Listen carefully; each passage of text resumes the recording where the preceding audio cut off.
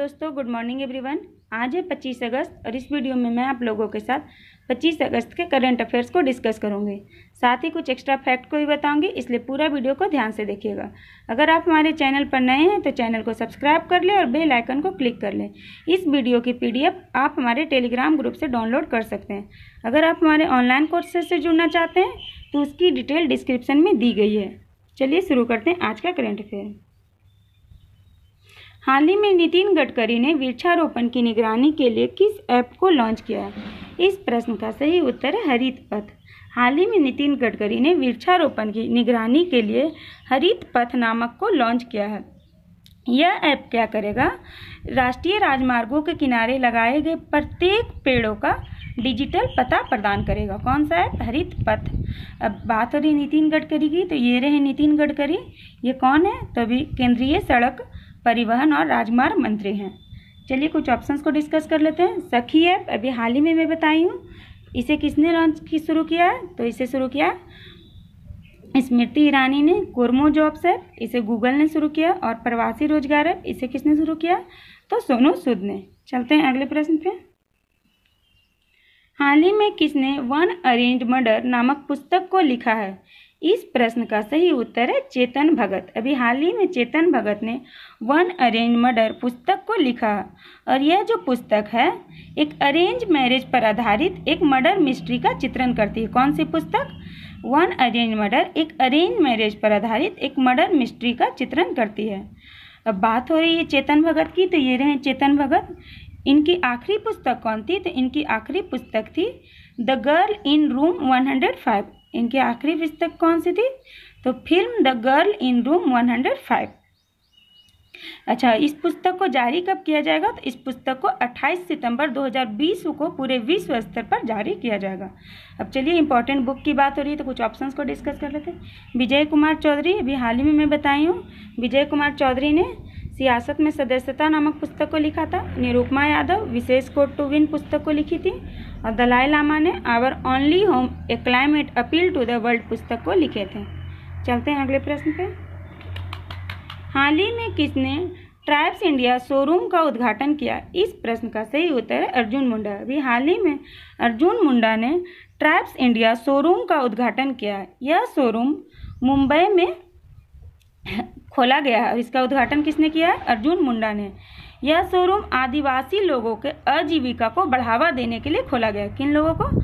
आदिवासी लोगों के आजीविका को बढ़ावा देने के लिए खोला गया। इसके अलावा ट्राइफेड ने आदिवासियों के जो उत्पाद है उन उत्पादों की बिक्री को बढ़ावा देने के लिए एक मोबाइल वैन को शुरू किया। कौन सा mobile van? Tribes India on wheels. कौन सा mobile van? Tribes India on wheels. यह मोबाइल वैन क्या करेगा? पूरी तरह से वन प्राकृतिक उपज या फिर अन्य आदिवासी उत्पाद है उनको सीधे पूरे देश भर के 150 शहरों के ग्राहकों के दरवाजे तक पहुंचाएगा। कहाँ के? 150 शहरों के ग्राहकों के दरवाजे तक। बात हो रही है अर्जुन मुंडा की, तो ये रहे अर्जुन मुंडा। ये कौन है? तो अर्जुन मुंडा वर्तमान में केंद्रीय कैबिनेट में जनजातीय मामलों के मंत्री हैं। साथ ही अर्जुन मुंडा भारतीय तीरंदाजी संघ के अध्यक्ष भी हैं और झारखंड के 3 बार मुख्यमंत्री भी रह चुके हैं। अब चलिए कुछ ऑप्शंस को डिस्कस कर लेते हैं। नरेंद्र मोदी अभी हाल ही में बता चुके हैं, इन्होंने प्रोजेक्ट डॉल्फिन को शुरू किया था। राजनाथ सिंह ने सृजन नामक पोर्टल को, और सखी ऐप को स्मृति ईरानी ने। चलते हैं अगले प्रश्न पे। हाल ही में किस राज्य में भारत की सबसे लंबी नदी रोपवे, यहाँ पर रोपवे छूट गया है दोस्तों, इसे कर लीजिएगा रोपवे।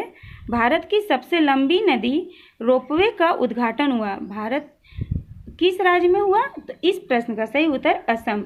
असम राज्य में भारत की सबसे लंबी नदी रोपवे का उद्घाटन हुआ। अच्छा, ये किस नदी पर बनेगी? तो ये असम की ब्रह्मपुत्र नदी पर बनेगा। कहाँ पर? असम के ब्रह्मपुत्र नदी में।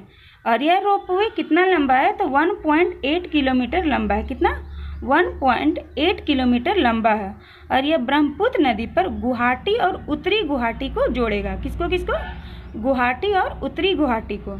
अब ये कहाँ से कहाँ तक बनाया जाएगा? तो गुवाहाटी में कचहरी घाट से लेकर उत्तरी गुवाहाटी में डोल गोविंदा मंदिर तक। कहाँ से कहाँ तक? गुवाहाटी में कचहरी घाट से उत्तरी गुवाहाटी में डोल गोविंदा मंदिर तक इस रोपवे का संचालन किया जाएगा। इससे क्या होगा कि गुवाहाटी और उत्तरी गुवाहाटी के बीच यात्रा का समय कम हो जाएगा और पर्यटन के क्षेत्र में भी बढ़ावा मिलेगा। अच्छा, बात हो रही है असम की, तो असम के मुख्यमंत्री सर्बानंद सोनोवाल और इसके राज्यपाल कौन है? तो इसके राज्यपाल है जगदीश मुखी। चलते हैं अगले प्रश्न पे। हाल ही में किस बैंक ने गिग ए अपॉर्चुनिटी नाम से हायरिंग पहल को शुरू किया है? इस प्रश्न का सही उत्तर है एक्सिस बैंक।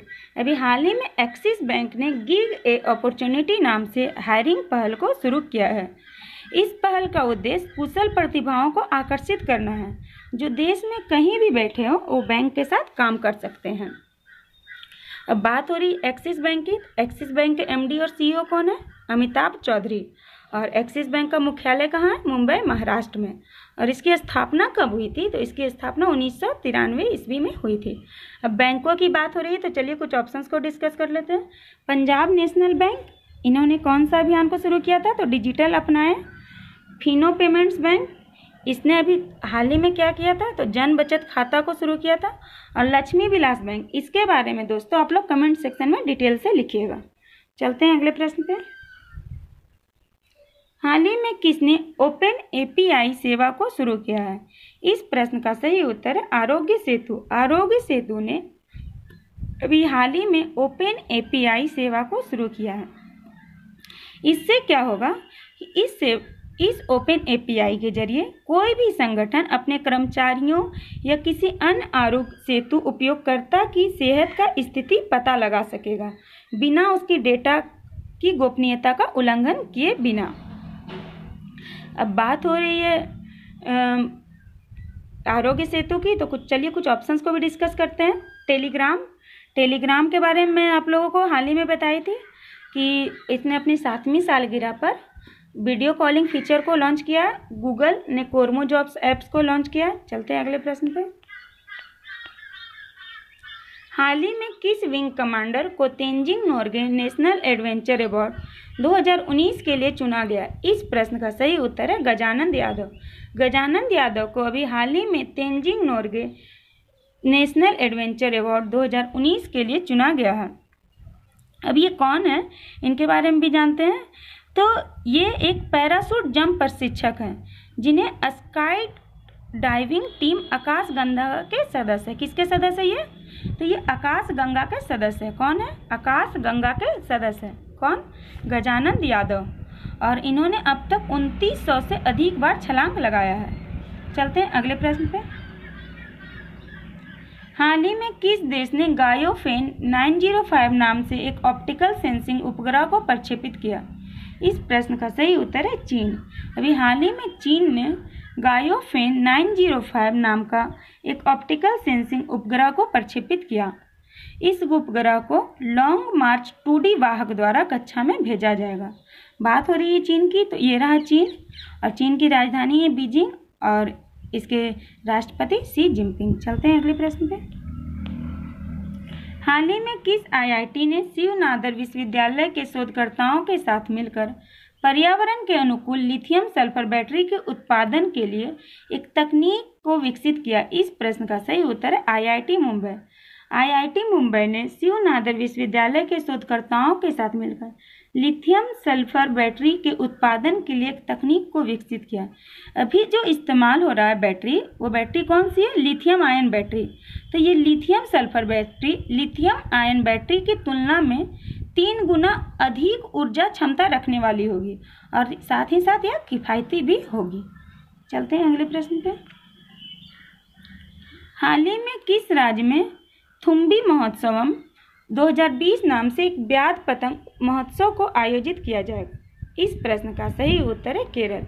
अभी हाल ही में केरल में थुम्बी महोत्सवम 2020 नाम से एक ब्याद पतंग उत्सव को आयोजित किया जाएगा। इसका उद्देश्य ड्रैगन फ्लाइज और डैमसे फ्लाइज के महत्व और उसके संरक्षण की आवश्यकता के बारे में जागरूकता को बढ़ाना है। यह राष्ट्रीय ड्रैगन फ्लाई महोत्सव का 3रा संस्करण है जिसे